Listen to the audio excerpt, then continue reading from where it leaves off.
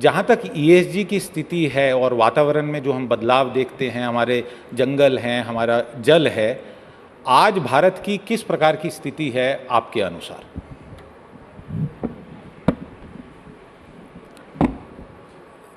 दो बातें हैं।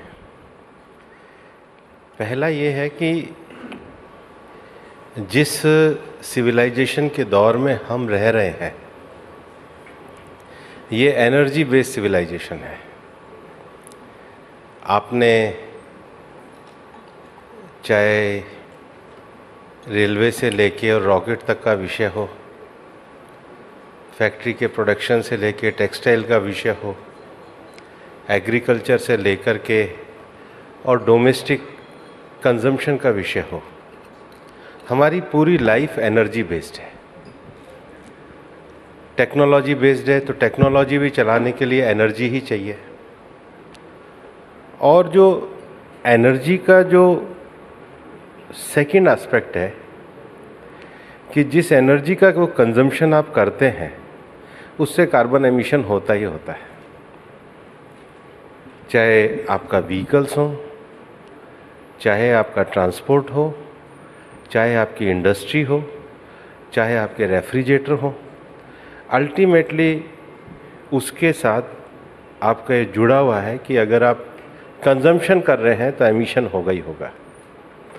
तो ऐसे में जिन्होंने भी टेक्नोलॉजी को ईजाद किया है या जो इस टेक्नोलॉजी से कमर्शियल वाइबल हो रहे हैं, जिनको कमर्शियल प्रॉफिट है, उनकी सोशल रिस्पॉन्सिबिलिटी भी बनती है।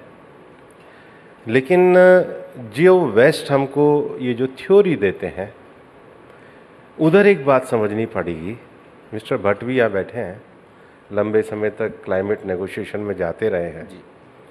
हम बार बार ये कहते रहे हैं कि जितना धरती का टेम्परेचर बढ़ने के लिए कार्बन एमिशन था, उसका बड़ा शेयर तो वेस्टर्न कंट्रीज ऑलरेडी ऑक्यूपाई कर चुके हैं। तो दुनिया दो ही चीज़ों से बच सकती है। पहला, जितने डेवलपिंग कंट्रीज हैं उनको राइट टेक्नोलॉजी ट्रांसफ़र हो। दूसरा, टेक्नोलॉजी को एडॉप्ट करने के लिए उनको फाइनेंस उपलब्ध कराया जाए। तो केवल एक दो कंपनियों के ईएसजी करने की बात नहीं है, डेवलप्ड कंट्रियों की एक जिम्मेदारी है। और जिम्मेदारी से ज़्यादा उनका अपना कमिटमेंट है। जब उन्होंने कमिटमेंट किया था तो $100 बिलियन का किया था। अभी तो जो नई रिपोर्ट आई है, एनसीक्यूजी की रिपोर्ट बोको कॉप में भी डिस्कस हुई है, global stock take UAE COP में हुआ है, और जो न्यू क्वांटिफाइबल गोल है उसमें तो दुनिया के डेवलपिंग कंट्रीज़ को मिनिमम $5 ट्रिलियन चाहिए, तब जाकर के हम जो टेम्परेचर राइज हो रहा है इसका मुकाबला कर पाएंगे। ये पहला प्रश्न है। दूसरा प्रश्न आपका यह है कि भारत ने कैसे तरक्की करी है। तो क्लाइमेट चेंज के 3 एस्पेक्ट हैं।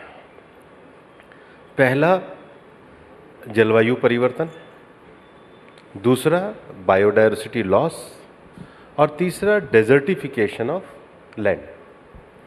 और 3 तरह के इसके व्यवहार हैं। जो गवर्नमेंट है वो मिटिगेशन एफर्ट्स करे, जो सोसाइटी है वो एडेप्टेशन की वैल्यूज़ को पे जाए, और जो पर्सनल बिहेवियर है उसमें लोग अपनी लाइफस्टाइल को बनाएं। तो जहाँ तक सरकार के इंटरनेशनल कमिटमेंट की बात है, मिटिगेशन मेजर्स की बात है, पेरिस एग्रीमेंट के बाद ये कहा गया कि दुनिया का हर देश अपने अपने एनडीसीज देवे, नेशनल डिटरमिन्ड कंट्रीब्यूशन। हमने 8 एनडीसीज दिए। 8 में से 3 एनडीसीज हमारे क्वांटिटेटिव थे।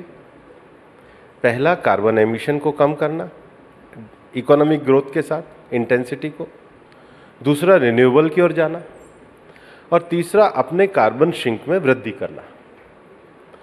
मुझे बताते हुए खुशी है कि भारत ने जो 2030 के टारगेट दिए थे कार्बन एमिशन को कम करने के और रिन्यूएबल की कैपेसिटी को बढ़ाने के, उसे 2021 में ही 9 साल पहले प्राप्त किया। हम G20 में एकमात्र देश हैं। और उसके बाद हमने अपने रिवाइज एनडीसीज दिए इस टारगेट को बढ़ाने के लिए।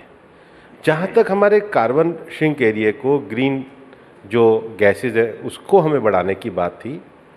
हमारा 2.50 बिलियन टन का जो लक्ष्य था, अभी जो नई फॉरेस्ट सर्वे ऑफ इंडिया की रिपोर्ट आई है उसमें भी हम बहुत नज़दीक है, उसको भी 2030 तक हम प्राप्त कर लेंगे। ये तो हुआ हमारी सरकार के मिटिगेशन मेजर्स का। दूसरा जो डेजर्टिफिकेशन की बात है, दुनिया में आज सबसे बड़ी समस्या ये है कि एग्रीकल्चर में जितना हम लोग फर्टिलाइज़र प्रयोग कर रहे हैं उससे धरती बंजर हो रही है, कैंसर जैसी बीमारियां भी है।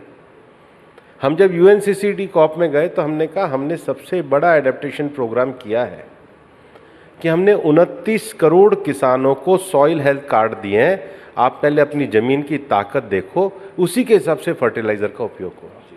हम नेचुरल फार्मिंग की ओर जा रहे हैं, हम नैनो यूरिया का प्रयोग कर रहे हैं। तीसरा विषय आता है बायोडायवर्सिटी का। 2014 में मोदी जी जब सरकार में आए थे तो देश में टाइगर रिजर्व 47 थे, आज वो 58 हो गए 10 साल में। मोदी जी जब सरकार में आए थे तो रामसर साइट्स 25 थी। अभी 5 तारीख को हमने एनवायरनमेंट डे मनाया, 4 तारीख को हमारी 2 और लेक्स जो है रामसर साइट डिक्लेयर, अब हमारी 91 हो गई है। देश का फॉरेस्ट एरिया बढ़ा है, हमारा जो 3rd NDCs है वो बड़ा है। और जो चौथी बात है कि देखिए पर कैपिटा कंजम्पशन जो है, इसके लिए प्रधानमंत्री जी ने एक पेड़ माँ के नाम जैसा अभियान भी दिया। एक ही साल में देश में 140 करोड़ पेड़ लगे हैं। और ऐसा नहीं है कि भारत इसको कोई अपने अकेले लेकर चलने की बात करता है। दुनिया में रिन्यूएबल के लिए हम भी इस बात को जानते हैं कि बाकी के जो देश हैं जिनके पास ये टेक्नोलॉजी है उनके साथ कोलैबोरेशन होना चाहिए, कैपेसिटी बिल्डिंग होना चाहिए, एक्सपर्ट जो अपना है उनकी नॉलेज की शेयरिंग होनी चाहिए। तो भारत ने इंटरनेशनल सोलर अलायंस बनाया जी। पहली बार। आज तक तो हम देखते थे कि जितने इंटरनेशनल अलायंस हैं उनके हेडक्वार्टर जिनेवा में या बाकी जगह पे होते थे। आज इंटरनेशनल सोलर अलायंस का हेडक्वार्टर भी गुड़गांव में है और 137 कंट्रीज उसके मेंबर बने हैं जी। अब नए क्लाइमेट चेंज के कारण जो दूसरा विषय आता है कि बाढ़, सूखा जैसी चीज़ों के कारण डिज़ास्टर है, तो भारत ने पहल करते हुए यूके के साथ coalition for disaster resilience infrastructure CDRI बनाया जी। और CDRI का भी इंटरनेशनल हेडक्वार्टर हमने भारत में रखा है जी। तीसरा क्लाइमेट एक्शन प्रोग्राम जो है, क्या इवन हमारी भी इंडस्ट्रीज जैसे सीमेंट इंडस्ट्री है, ट्रांसपोर्ट इंडस्ट्री है, स्टील इंडस्ट्री है, जो हार्ड टू अबेट इंडस्ट्री है, जहाँ पर कार्बन एमिशन ज़्यादा होता है, वहाँ पर स्वीडन के साथ मिलकर भारत ने लेड बनाया, लीडरशिप फॉर इंडस्ट्रियल ट्रांसफॉर्मेशन, और स्वीडन में आज उसका हेडक्वार्टर है। उसमें दुनिया की बड़ी मल्टीनेशनल कंपनीज भी हैं, टेक्नोलॉजी वाले लोग भी हैं। भारत स्वीडन के साथ मिलकर के जब UAE कॉप हुआ तो प्रधानमंत्री जी ने स्वीडन के प्रधानमंत्री जी के साथ मिलकर उसका 2O भी जारी किया जी। जब G20 हुआ तो हमने इंटरनेशनल ग्लोबल फ्यूल अलायंस बनाया जी। हमारा जो एक और बेहतरीन इंटरनेशनल क्लाइमेट एक्शन प्रोग्राम बना है कि दुनिया के 7 देशों में बायोडायवर्सिटी के लिए जो सबसे बढ़िया माना जाता है कि बिग कैट्स जो है, दुनिया के 7 बिग कैट्स है, वो 97 कंट्रीज़ में मिलते हैं। हमने इंटरनेशनल बिग कैट अलायंस बनाया और उसका भी हेडक्वार्टर भारत में बनाया। तो पिछले 10 सालों में हम तीनों क्षेत्रों में, मिटिगेशन में, एडेप्टेशन में, क्लाइमेट एक्शन प्रोग्राम में लगातार काम कर रहे हैं और इस विषय को आगे बढ़ा रहे हैं।